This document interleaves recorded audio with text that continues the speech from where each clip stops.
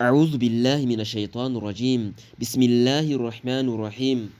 الحمد لله رب العالمين، والصلاة والسلام على نبينا محمد وعلى آله وأصحابه أجمعين. Ishimwe, ikuzo, icyubahiro ni ibya Nyagasani umurezi w'ibiremwa. Amahoro n'imigisha bisakare ku ntumwa yayo ariwe Nabi Muhammad sallallahu alayhi wa sallam, ndetse n'abiwe n'abamukurikiye n'abazakomeza kumukurikira kuzageza ku munsi w'imperuka. Umunsi w'imperuka. Uyu munsi tugiye kuganirira ku kwemera umunsi w'imperuka. Umunsi w'imperuka ni umunsi uteye ubwoba, ni umunsi uteye agahinda, ni umunsi ukabije kuzaba uteye ubwoba abantu. Ni umunsi uzagira impinja abasaza, kubera ibizaba biri kuba. Uruhinja ruzahita ruhinduka umusaza, ruzahita rumera imvi. Ni umunsi ufite gihamya ku muyisilamu, yaba muri Korani ndetse no mu mvugo z'intumwa y'Imana Muhammadi, Imana imuha amahoro n'imigisha. Mu mazina yawo harimo kuba ari umunsi w'igihagararo, Yaumul Qiyama mu rurimi rw'Icyarabu. Kwitwa umunsi w'imperuka, kwitwa umunsi w'igihagararo, hari impamvu zitandukanye zigaragaza impamvu wiswe umunsi w'igihagararo. Impamvu ya mbere, bavuga yuko ari umunsi abantu bazahagarara babyutse mu mva zabo. Imana muri Korani iratubwira iti yawma yakhrujuna min al-ajdathi sira'a, umunsi abantu bazasohoka mu mva zabo birukanka batazi iyo bagiye, bari kwirukanka bameze nk'inzige.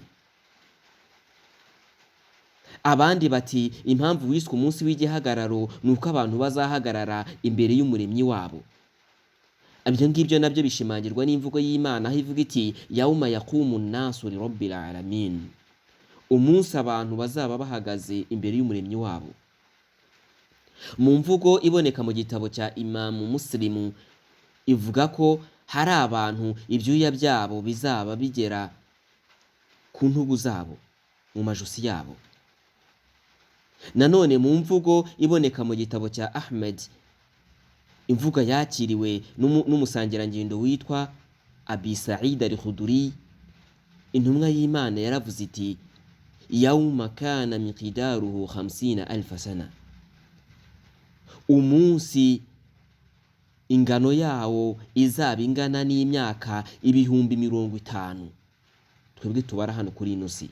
Nibyo wabyumvishije neza, nuko uyu munsi w'imperuka uzaba ungana n'imyaka 50,000. Kugira ngo tubyumve neza, reka tubigarure hano kuri ino si. Imyaka 50,000 iyo tubishyize mu mezi dusanga ari amezi 600,000. Hanyuma twabivana mu mezi tubishyira mu minsi, ubwo ni ukuvuga ngo turakuba na 24. Oya, turakuba n'iminsi 30, kubera yuko ukwezi kugizwe n'iminsi 30. Turafata 600,000 dukube n'iminsi 30, turaza gusanga ari iminsi 1,018,000. Umuntu ahagaze imbere y'umuremyi we, nibyo ni iminsi 1,018,000. Iyi minsi nituyizana mu masaha kugira ngo dukomeze tubyumve neza, ubwo ni ukuvuga ngo turakubana 24, kubera ko umunsi ugira amasaha 24. Ubwo turafata 1,018,000 dukube na 24 dusange ni amasaha 432 miliyoni 432. Abasangirangendo bahise batangarira uburebure bw'uyu munsi, baravuga bati mbega umunsi muremure. Intumwa y'Imana irababwira iti ndarahira kuri wa wundi ufite roho yanjye mu kiganza cye. Iyi ni indahiro intumwa y'Imana Muhammad, Imana iha amahoro n'imigisha, yakundaga kurahira. Ararahira kuri wa wundi ufite roho ye mu kiganza cye. Roho z'abantu bose ziri mu biganza by'Imana. Ati ndarahira kuri wa wundi ufite roho yanjye mu kiganza cye, yuko uyu munsi uzaba ari mugufi ku mwemeramana. Nibyo, uzaba ari mugufi ku mwemeramana kugeza ubwo uzaba mugufi kurusha igihe amara ari gukora isengesho rye ry'itegeko. Abandi baravuga bati wiswe umunsi w'igihagararo kubera ko hazabaho igihagararo cy'abamarayika. bazahagarara imbere y'umuremyi wabo. Imana iravuga iti yauma yaqumu ruhu wal malaikatu saffa. Muri suratu Nabai ku murongo waho wa 38 Imana iravuga ngo umunsi roho ndetse n'abamarayika bazahagarara ku murongo. Uyu nguyu aruhu uri kuvugwa ni marayika Jibril, marayika Gaburiheli. Kubera icyubahiro afite gihambaye mu bamarayika, Imana imuvuga ukwayo. Imana imuvuga ukwe ikavuga ngo yauma yaqumu ruhu wal malaikatu saffa, umunsi roho ndetse n'abamarayika bazahagarara ku murongo. Intumwa y'Imana, Imana iha amahoro n'imigisha, yagize iti umunsi w'imperuka izuba rizigizwa hasi nko muri mayiri imwe cyangwa se ebyiri. Ni ukuvuga nko muri metero imwe cyangwa se metero imwe n'igice uvuye ku mutwe w'umuntu. Nibyo izuba rizigizwa hasi. Ubu ni ubukana buhambaye bw'umunsi w'imperuka. Izuba rizigizwa hasi. Ubu kuri iyi minsi izuba riracana cyane kandi rikiri kure cyane rwose, ku buryo riri kure mu birometero n'ibirometero. Abantu bakavuga akayunguruzo k'izuba kacitse. Ariko nyamara ku munsi w'imperuka ho izuba rizigizwa hasi nyirizina, aho rizaba riri muri metero imwe cyangwa metero imwe n'igice uvuye ku mutwe wa buri muntu. Abantu bazabira ibyuya. Intumwa y'Imana iravuga ngo abantu babira ibyuya bijyanye n'ibyo bakoze mu bikorwa hano kuri ino si. Muri bo hari uwo ibyuya bye bizagera mu irugu rye. Igihagararo cy'uwo munsi w'imperuka harimo akazi kenshi kuri uwo munsi. Muri icyo gihagararo cyangwa se kuri uwo munsi w'imperuka twabonye muri uwo munsi w'imperuka twabonye ungana n'imyaka 50,000. Harimo akazi kanini. No muri ko harimo ibarura ry'uyu munsi w'imperuka ni ukuba Imana izageza ku biremwa byayo ingano y'ibihembo y'ibyo bakoze hano kuri ino si, no kubibutsa ko hari ibyo banze gukora kandi bari bategetswe bakabyirengagiza. Imana mu gushimangira ibi ngibi irabivuga muri suratu Mujadala aya ya 6 aho ivuga iti yauma yab'athuhumullahu jami'a fayunabbi'uhum bima amilu ahsahu Allahu wa nasuhu. Nyagasani aravuga ati umunsi Nyagasani azabazura bose uko bakabaye, hanyuma akababwira ibyo bakoze kandi Nyagasani yamaze kubarura ariko barabyibagiwe. Nanone Nyagasani muri suratul Kahfi aya 49 Nyagasani aravuga ati Nyagasani aravuga ati wayakuruna ya waylatana mali hadha alkitab la yughadiru saghiratan wala kabiratan illa ahsaha wa wajadu ma amilu hadira wala yadhlimu rabbuka ahada. Nyagasani muri uno murongo aratubwira ati bazavuga bati mbega igitabo gitangaje, ntabwo kigeze gisiga gatoya na kanini uretse yuko cyakabaruye. Kose karimo, kose karabaruye. Wawajadu ma amilu hadira, bazabona ibyo bakoze byose bibagaragariye. Wala yazlimu rabbuka ahada, kandi Nyagasani wawe ntawe azahuguza. Nanone Nyagasani mu gushimangira nanone ibingibi muri suratu Zarizara aya 7 kugeza ku ya 8 Nyagasani avuga ati faman ya'mal mithqala dharratin khayran yara wa man ya'mal mithqala dharratin sharran yara. Nyagasani aravuga ati uzakora agatoya cyane mu byiza kabone nubwo kaba kangana n'intete y'ururo gato cyane, azabona ibihembo byako. Ndetse n'uzakora gato cyane mu kabi agafata kicujije azabona ibihano byako. Ibyo ngibyo ni ibarura. Mu ibarura rero harimo kuzishyurana kw'ibiremwa bigiye bitandukanye. Uwahuguje mugenzi we azamwishyura nta kabuza. Mu mvugo iboneka mu gitabo cya Musilimu ndetse na Tirimizi, imvugo yakiriwe n'umusangirangendo witwa Abu Hurayra, nuko intumwa y'Imana yavuze iti: ukuri kuzajya kwa bene ko kugeza n'aho ihene itagira ihembe izishyuza ngenzi yayo yayiteye ihembe. Ni ukuvuga ngo buri kintu cyose kizishyuza icyagihuguje hano kuri ino si, kugeza n'aho ihene izishyuza yayiteye ihembe. Ibarura rizaba ririmo ibice bibiri.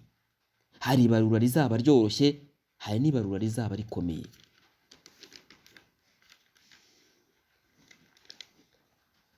Umwemeramana azabarurirwa ibikorwa bye bishyirwe ku munzani, harebwe niba ibyiza yakoze biremereye kurusha ibibi yakoze. Ku rundi ruhande kandi, uwapfuye ari umuhakanyi we akaba yarapfuye yarabangikanyije Imana n'icyo ari cyo cyose, agapfa aticujije, agapfa ari umuhakanyi w'ibikorwa bye, ntabwo bizashyirwa ku munzani. Nibyo wabyumvishije neza, ntabwo umuhakanyi ibikorwa bye bizashyirwa ku munzani. Azerekwa ibyo yakoze birimo ry'abangikanyamana, hanyuma Nyagasani abakatire urubakwiye, urwo kujya mu muriro utazima. Nyagasani awuturinde. Igikorwa cya mbere kizabarurwa kuri mwene Adamu ni igikorwa cy'isengesho. Igikorwa cy'isengesho as-sala nicyo gikorwa kizabarurwa ku munsi w'imperuka bwa mbere. Naho urubanza ruzacibwa hagati y'abantu, ruzacibwa bwa mbere, ni urubanza rw'ubwicanyi, kumena amaraso. Kuba umuntu yarishe undi, amurenganyije, amuhuguje, uru ni urubanza ruzabaho bwa mbere mu manza zose. Mu mvugo y'intumwa y'Imana, Imana ihe amahoro n'imigisha, imvugo iboneka mu gitabo cya Tirimizi ndetse na Al-Hakimu na Abu Dawudi, imvugo yakiriwe na Abu Hurayra, nuko intumwa y'Imana ivuga iti: ikintu cya mbere umugaragu azabarurirwa ku munsi w'imperuka ni isengesho. Isengesho. Imana izabwira abamarayika iti: murebe isengesho ry'umugaragu wanjye niba ryuzuye cyangwa se ricagase. Niba ryuzuye mumwandikire ko ryuzuye. Niba kandi ricagase, Imana izabwira abamarayika iti: nimurebe niba umugaragu wanjye hari icyo yaba afite mu masengesho y'imigereka. Amasengesho y'imigereka. Aya masengesho y'imigereka ni ya masengesho atari ay'itegeko. Turabizi neza yuko amasengesho y'itegeko ni amasengesho 5 ku munsi. Isengesho rya Alfajiri, isengesho risengwa mu museke, umuseke utambitse, mu gitondo cya kare mu rukerera. Hakaza isengesho rya Zuhuri, ariyo sengesho rya saa sita, n'isengesho ry'igicamunsi rya saa 9. Isengesho rya kane ni isengesho rya Mangaribi, ariryo sengesho rya saa 12. Hagakurikiraho isengesho ryo mu gicuku, ariryo sengesho rya Rayishayi, risengwa mu masaa 1 kuzamura. Imana rero izabwira abamarayika iti: nimurebe mu masengesho y'imigereka. Aya masengesho y'imigereka rero ni amasengesho atari aya ngaya 5 tuvuze haruguru. Amasengesho umwemeramana ashobora gusenga nijoro abyutse akaba yasenga. Hakaba amasengesho umwemeramana ashobora gusenga mbere y'uko isengesho ry'itegeko rikorwa, nk'amaraka 2 ya mbere ya Alfajiri, cyangwa se amaraka 4 ya mbere ya Zuhuri, n'amaraka 2 ya nyuma ya Zuhuri, amaraka 2 ya nyuma ya Mangaribi, amaraka 2 ya mbere ya Rayishayi, n'amaraka 2 ya nyuma ya Rayishayi. Cyangwa se ayandi masengesho y'imigereka agiye atandukanye, nk'isengesho ryo kwinjira mu musigiti, isengesho ryo ku gasusuruko, n'ayandi masengesho agiye atandukanye y'imigereka. Imana rero izabwira abamarayika babwira iti: nimurebe mu masengesho y'imigereka niba umugaragu wanjye hari icyo yaba afitemo, hanyuma muyuzurishe amasengesho y'itegeko mukoresheje amasengesho y'imigereka.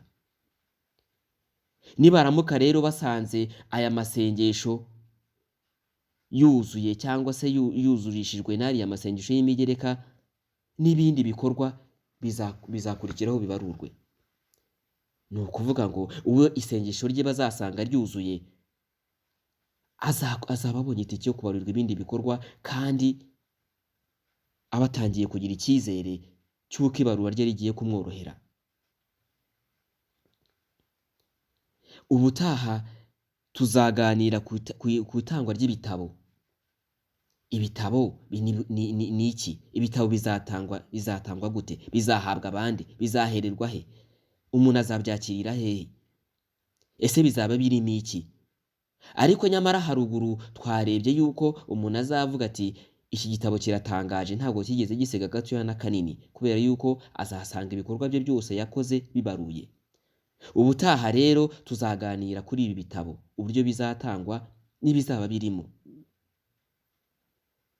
Ntimuzacikwe n'ikiganiro cy'ubutaha ku bijyanye n'umunsi w'imperuka, tuganira kuri ibi bitabo umuntu azakira. Murakoze cyane kuba mwakomeze kudutega amatwi. Nakagaruka, mwari kumwe n'umuvandimwe wanyu Rugema Saidi. Assalamu alaikum wa rahmatullahi wa barakatuh.